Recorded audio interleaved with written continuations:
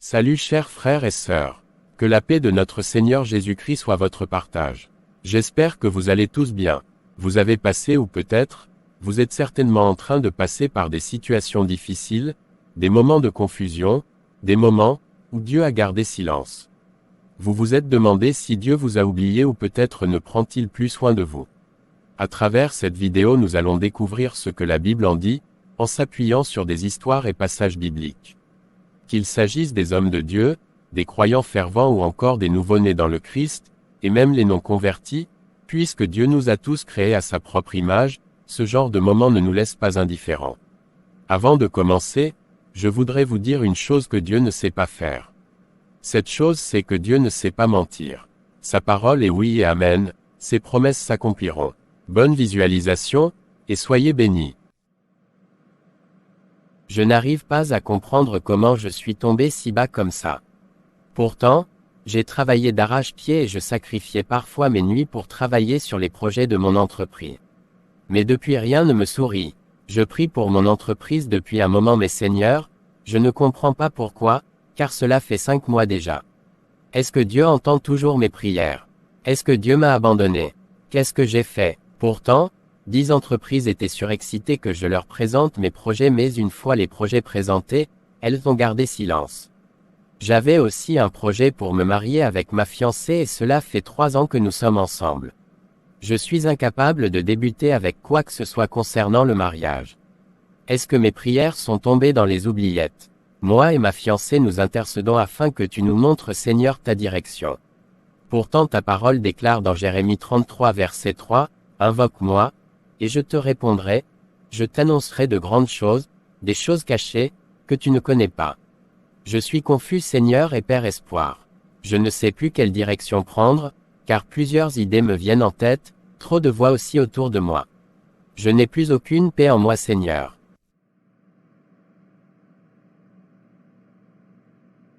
Dans 2 mois je vais vendre cette voiture et commencerai à emprunter les transports en commun.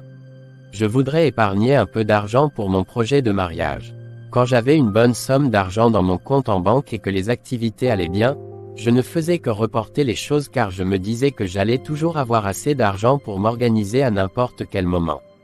Mais si je commence aussi à épargner de l'argent pour le mariage, je risquerais d'être fauché. En cas de maladie, que ferais-je? On n'aura plus d'argent pour aller au resto, aller au cinéma. On peut juste passer par les moyens les plus simples que certaines personnes utilisent pour vivre ensemble. Est-ce qu'on sera les premiers? Après tout, Dieu est amour, il nous pardonnera. Il s'inquiète trop de soucis, trop d'inquiétudes pour le lendemain. Il oublie qu'il n'a pas été créé pour les soucis et que son Dieu prend toujours soin de lui. Ce sont vos inquiétudes et vos soucis qui font que vous doutiez de votre Créateur car vous voulez tout prendre en main.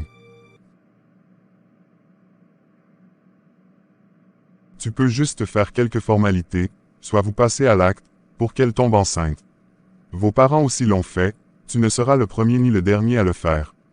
L'honorée fera une grosse somme d'argent, ton âge avance vite et elle peut vite atteindre la ménopause. Tu oublies que si elle voit un autre gars qui est plus stable financièrement que toi, elle va te quitter, car les femmes ne sont que matérialistes.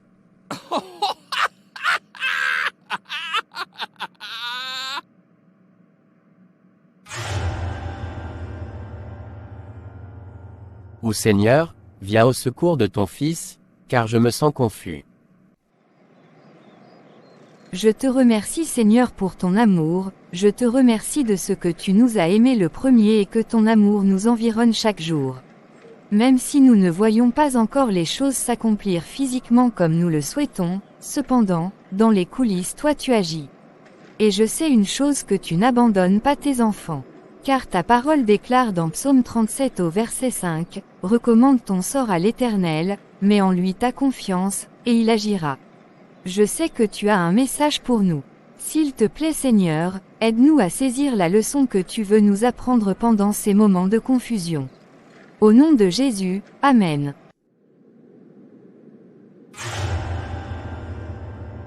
Qui est celle-là encore? Elle garde sa position. Lorsque cette fille et ce garçon sont ensemble, les deux constituent une force incroyable. Quand tu pollues les pensées de l'un, l'autre le réconforte et vice-versa.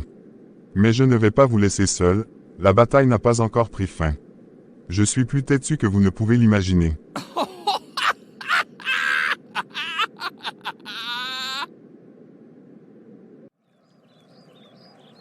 Salut ma chère Jessica. Comment vas-tu? Tu as fini plus tôt que prévu aujourd'hui. Salut mon cher Arthur. Je vais bien merci. Oui effectivement, il n'y a pas eu assez de travail aujourd'hui. Et toi mon précieux Arthur, comment te portes-tu? Tu connais toi-même la réalité avec mon entreprise. Comment puis-je bien me porter si tout est confus? Tu sais que tu me fais de la peine Arthur quand tu te plains. Tu es un homme qui travaille dur et si intelligent. Toi et moi nous craignons Dieu et nous adressons nos prières à Dieu depuis un moment, mais rien ne s'améliore. Parfois, je me pose aussi plusieurs questions. Je te comprends Arthur. Je méditais la parole de Dieu et curieusement un passage m'a transpercé, c'était le passage de Ecclésiaste 9 verset 11, qui dit « J'ai encore vu sous le soleil que la course n'est point aux agiles ni la guerre aux vaillants, ni le pain aux sages, ni la richesse aux intelligents, ni la faveur aux savants, car tout dépend pour eux du temps et des circonstances. » Toi et moi nous savons que c'est Dieu qui est le maître des temps et des circonstances. C'est lui qui décide de notre sort chaque jour, car qui peut déjà s'enorgueillir de ce qu'il va accomplir demain.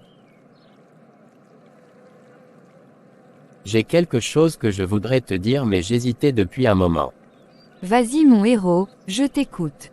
Tu sais bien qu'on est transparent et même si je ne suis pas d'accord, on trouvera toujours un terrain d'entente, et le Saint-Esprit nous a toujours aidés. C'est à propos de notre mariage. Je me disais, est-ce que c'est possible qu'on fasse juste quelques formalités? On peut par exemple être pacsés puis vivre ensemble. Et, pour le mariage, on verra plus tard lorsque j'aurai tout rassemblé, car c'est un peu la tendance de plusieurs jeunes couples.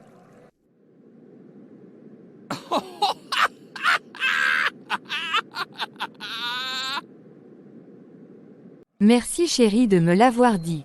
Mais tu sais mon héros, nous ne sommes pas comme tous les jeunes couples. N'oublie pas que nous sommes croyants fervents et on ne devrait pas se conformer au siècle présent. La parole déclare dans Romains 12 versets 1 et 2, « Je vous exhorte donc, frères, par les compassions de Dieu, à offrir vos corps comme un sacrifice vivant, saint, agréable à Dieu, ce qui sera de votre part un culte raisonnable. De ne vous conformez pas au siècle présent, mais soyez transformés par le renouvellement de l'intelligence, afin que vous discerniez quelle est la volonté de Dieu, ce qui est bon, agréable et parfait. » Certains jeunes couples ne savent rien de tout ça et certains parfois sont sous l'emprise du péché et ils vivent avec. Visiblement on a l'impression que tout se passe bien mais spirituellement ils sont exposés. Et la parole de Dieu déclare que le mariage doit être honoré de tous. La sanctification avant le mariage, c'est pour notre bien, le bien de notre couple ainsi que de nos enfants, car le malin connaît bien la puissance de ce lien, voilà pourquoi il le combat. Puisque nous avons la connaissance, n'ouvrons pas cette porte au diable. Moi je sais que les choses vont s'améliorer et tu auras de l'argent pour me marier selon le Seigneur. Regarde d'où tu viens, savais-tu que tu devrais avoir ta propre entreprise? Tant de choses que Dieu a accomplies dans ta vie, et malgré que tout ne marche pas bien mais, nous avons le souffle de vie. Tu as de quoi payer ton loyer, le manger et j'en passe. Dieu prend soin de toi et de moi aussi quand on va dans les petits détails, et tu sais que cela fait très longtemps qu'on a eu des moments de prière ensemble et de jeûne. Nous allons plutôt chercher la face de Dieu, afin qu'il nous aide à saisir, à décortiquer ce qu'il nous enseigne à travers ces moments. Merci chérie, tu as raison, désolé si je t'ai vexé par mes pensées. Tu as également raison pour la prière, on doit intensifier les moments de prière et de jeûne au lieu de se poser trop de questions. Je t'aime Arthur. Moi aussi je t'aime Jessica.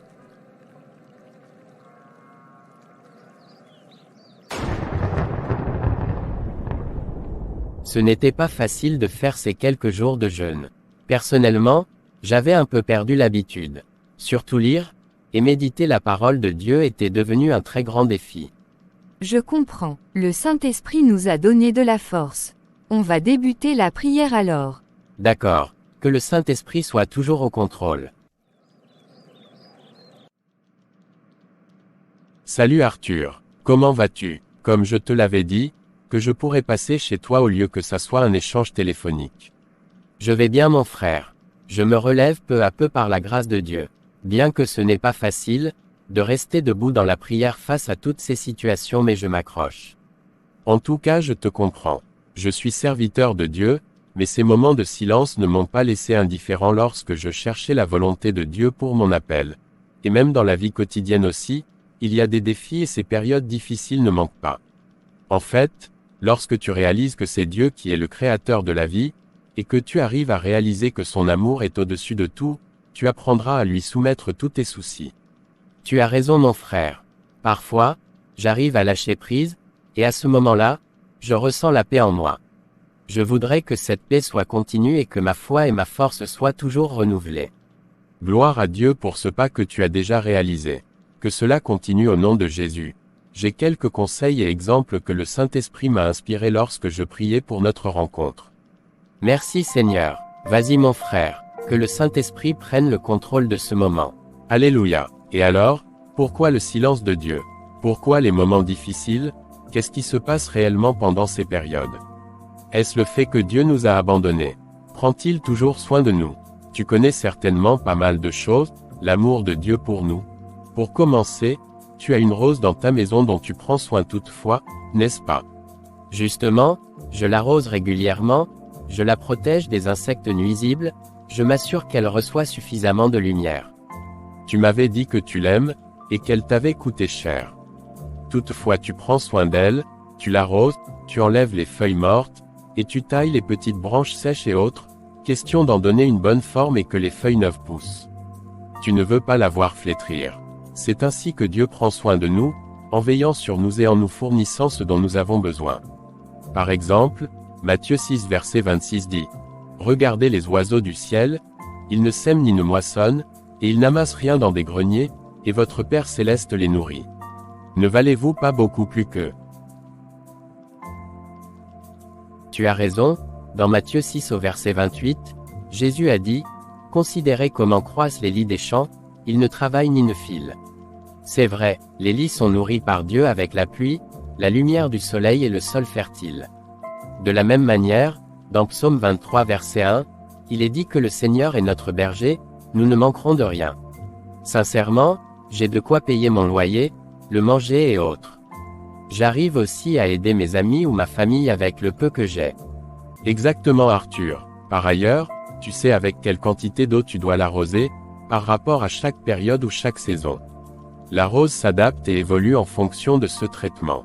Tout comme Dieu sait ce qui est bon pour toi et à quel moment. Il te prépare à recevoir ce qu'il veut te donner afin que tu saches le gérer. Entre-temps, il y a donc des situations auxquelles tu voulais que Dieu intervienne aussitôt, et comme tu le souhaitais peut-être, mais Dieu a gardé silence. La Bible déclare dans Sophonie 3 versets 16 et 17, « En ce jour-là, on dira à Jérusalem, ne crains rien. Sion, que tes mains ne s'affaiblissent pas. L'Éternel, ton Dieu, est au milieu de toi, comme un héros qui sauve, il fera de toi sa plus grande joie, il gardera le silence dans son amour, il aura pour toi des transports d'allégresse. » Gloire à Dieu, merci Seigneur pour cette révélation. Je comprends, voilà pourquoi dans Philippiens 4 verset 19, il est écrit que « Mon Dieu pourvoira à tous vos besoins selon ses richesses, avec gloire, en Jésus-Christ. » C'est comme être un jardinier attentif, veillant à ce que la plante reçoive tout ce dont elle a besoin au temps convenable. Tout à fait, c'est ainsi que Dieu nous parle, et tu dois donc saisir ses paroles. Ce sont ces paroles révélées qu'on appelle Réma, à travers la parole écrite qu'on appelle Logos, qui changent les situations, en nous maintenant inébranlables dans la foi. En toute chose, il faut rechercher la paix de Dieu, je veux dire du Saint-Esprit, qu'elle croisse en toi. Cela se fait, en confiant tout entre les mains de Dieu, ensuite attendre ses instructions. Tel que dit la parole de Dieu dans Philippiens 4 versets 5 à 6, ne vous inquiétez de rien, mais en toute chose faites connaître vos besoins à Dieu par des prières et des supplications, avec des actions de grâce. Et la paix de Dieu, qui surpasse toute intelligence, gardera vos cœurs et vos pensées en Jésus-Christ.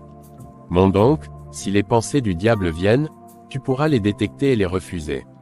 Encore, la Bible déclare dans Psaume 37 versets 4 à 5, « Fais de l'Éternel tes délices, et il te donnera ce que ton cœur désire. Recommande ton sort à l'Éternel, mets en lui ta confiance, et il agira. » Pour finir, il y a 3 exemples dans la Bible dont je voudrais te parler. Celui de Joseph, pourtant il avait la crainte de Dieu. On peut bien voir qu'en partant de sa vente, en passant par la prison jusqu'à la maison de Pharaon pour que Dieu l'élève, c'était bien dans le plan de Dieu bien qu'il priait que Dieu le délivre de cette prison. Cependant, il le préparait à quelque chose de plus grand. Ensuite, celui de Job, qui s'est posé plusieurs questions, un homme qui craignait Dieu, il était confus mais n'a pas lâché Dieu, et tu connais bien la suite majestueuse. Enfin, Anne qui a demeuré dans la présence de Dieu jusqu'à obtenir la réponse de Dieu. Et le fils qu'elle enfanta, Samuel, était devenu un grand prophète. Je reçois Seigneur et je saisis le temps de ta grâce Père. Alors, je t'exhorte donc à méditer la parole de Dieu, car sa parole est une lampe à nos pieds et une lumière sur notre sentier. Encore Josué 1 verset 8 dit, que ce livre de la loi ne s'éloigne point de ta bouche, médite-le jour et nuit, pour agir fidèlement selon tout ce qui y est écrit, car c'est alors que tu auras du succès dans tes entreprises, c'est alors que tu réussiras. Passe des moments de jeûne et prière, n'oublie pas de prier en langue, déclare constamment la paix de Dieu. Retiens que c'est Dieu qui est le créateur de la vie, il est le maître de l'univers et il a la maîtrise de tout. Il t'a déjà équipé, tu pourras lire dans 1 Corinthiens 10 verset 13, « Aucune tentation ne vous est survenue qui n'ait été humaine, et Dieu, qui est fidèle, ne permettra pas que vous soyez tentés au-delà de vos forces, mais avec la tentation il préparera aussi le moyen d'en sortir, afin que vous puissiez la supporter. » Waouh! Certains passages je les connais bien mais ils me transpercent profondément en ce moment. Que le Seigneur bénisse sa parole. La parole de Dieu est esprit et vie. Quand on la saisit en esprit avec foi, elle finit par se concrétiser. Amen. Merci Paul pour l'édification. Tu ne peux imaginer à quel point je me sens comblé. Alléluia, sois béni mon frère. Je pense que je dois rentrer me reposer, car après j'irai récupérer ma femme au boulot, sa voiture est tombée en panne. Je te remercie Père pour ton amour. Merci, car tu nous avais donné ce qui était plus précieux pour toi, Jésus-Christ notre Seigneur, afin que nous ne répondons plus aux soucis de ce monde et par lui nous ayons la victoire sur tout. Merci pour cette identité en Christ, qui nous permet de voir les choses en esprit et non avec la chair, et que nous sommes des ambassadeurs sur cette terre. Merci Saint-Esprit, car par ta force, je me soumets au Seigneur, je résiste au diable. Je prie afin que tu soutiennes Père ceux qui traversent des moments difficiles, de la souffrance dans n'importe quel domaine. Et que ta main droite triomphante soit leur victoire au nom de Jésus. Il m'a échappé. Leur Dieu les soutient toujours, et dès qu'ils le réalisent, ils deviennent encore plus forts. C'est la raison pour laquelle je les jalouse. Il les a créés à sa propre image. Leur Seigneur qui a tout vaincu leur a donné une identité que je ne peux supporter. Chers frères et sœurs, je vous remercie d'avoir suivi cette vidéo et j'espère que vous avez été bénis. Notre prière est que chacun saisisse la réalité spirituelle présentée dans ces scènes afin de la manifester dans la vie quotidienne. Même si vous n'êtes pas touché aujourd'hui mais prochainement, vous le serez. N'oubliez pas de liker, de partager et de vous abonner afin que des multitudes des gens soient bénis à travers vous. Si vous souhaitez en savoir plus, rendez-vous sur le site ccnouvellevie.org, soyez bénis.